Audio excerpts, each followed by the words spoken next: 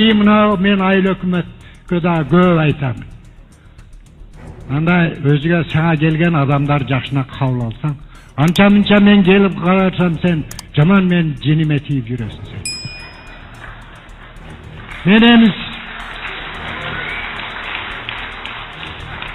Men seni sıylap жүрөm. Bir gün aytasın, ava meni tunç koyup, men senin düşmanın emesmin aynan balam, men жаштар гидей бар башка берем, менин дипломум жок, сен ордуң берип койсаң.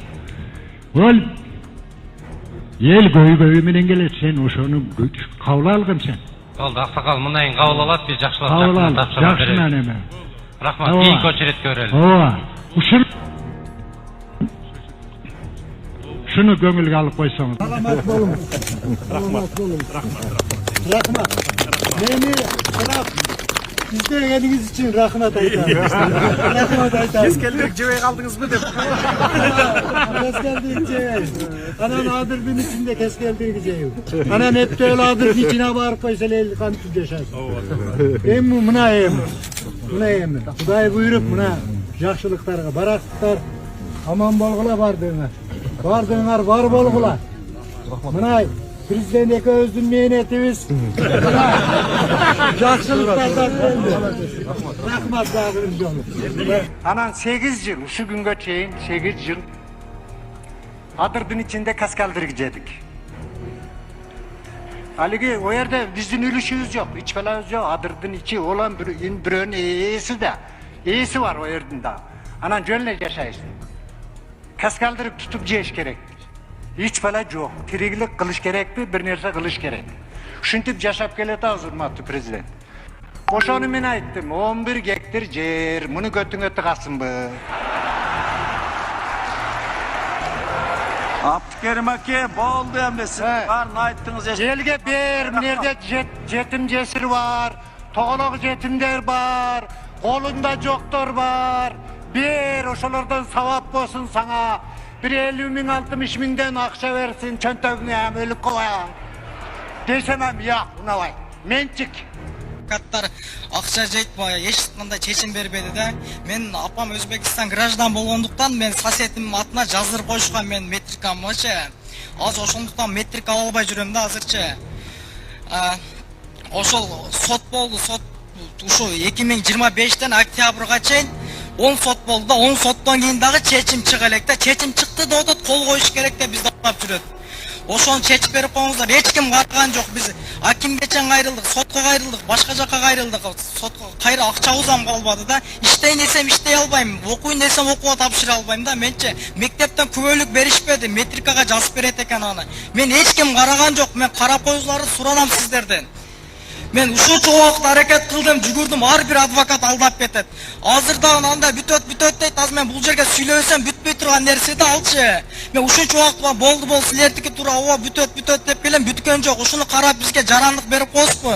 Кичине апама жардам беришин. Атам өтүп калганда, меничи апам Өзбекстан граждан. Азыр мен метрик алсам кантип алам? Апам атын аламбы, атам атын аламбы мен азыр? Кантип метрик алып калам? Азыр биринчи бул сот маселеси боюнча биякта сотун төрайым жооп берет. Мен билгенимче сиздин иш боюнча чечим чыгарылган экен. Чыгарылганбы чечим? Чечим чыккан. Анан чечим жок деп атпайсыз. Берген жокко мага. 10 000 сом акча да бер, чечим берилген жокко, кол коюлуш керек деп. Сотко барып чечимди аласыз. Андан дары цонго барасыз. Ошоктан сондон оформление болот.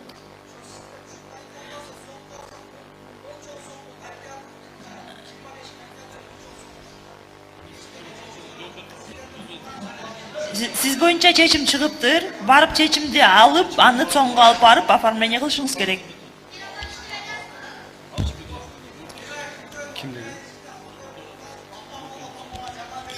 Азыр. Мына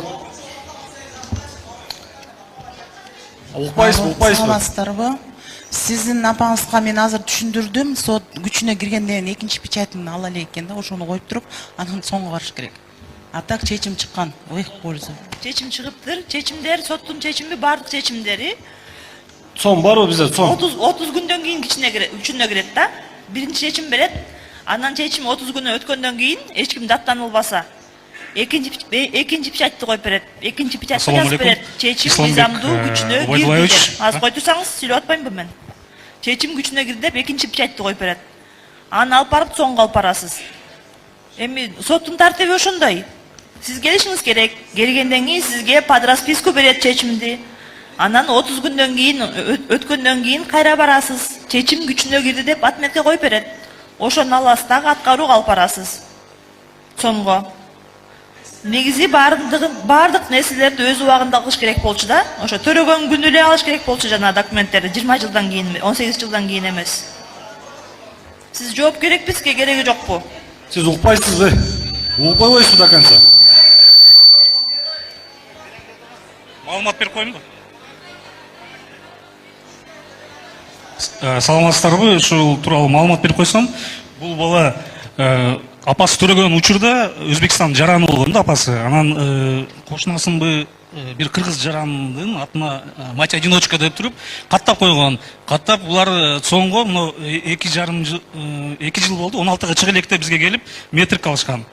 Анан метрик алып паспортко тапшырып аткан маалда ушундай неме чыкканда бул менин апам эмес деп анан сотко кеткен иши. Азыркы учурда иши сотто. Соттун чечимин карап турабыз. Соттун чечими чыкса, бул уже паспорт алат да.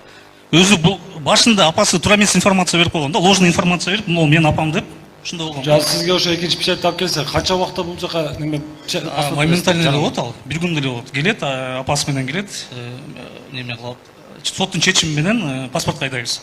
Ближайший эң тез келе турган паспорт 1 айда келет. Экинчи ушу боюнча көзөмөлгө алыңызчы. Ушул Если бардыгы бүткөн болсо, чечим чыгып 1 айда уже паспорт сиз тапшырып. түшүндүрүп бердиңизби? Эмнелери бүтүш керек? Сизге экинчи печать басып келсе эле бересиз, туурабы? Ошо боюнча түшүндүрүү иштерин жүргүзбөйсүзбү азыр? Түшүндүрүп маалымат берип коюңуз. Буга маалымат бердик бул азыр. Биз ушул боюнча эске алабыз, өзүбүз көзөмөл кылабыз. Сизге жообун беребиз. Азыр сиз ушул жерде телефон номериңизди калтырып койсоңуз, сиз менен байланышат. Биздин өкүлчүлүктүн балдары. Кийинки суроо. Рахмат барыңыздарга, көйгөй укканыңар үчүн. Ишенем сиздерге жакын ортодо бүтүп кетет.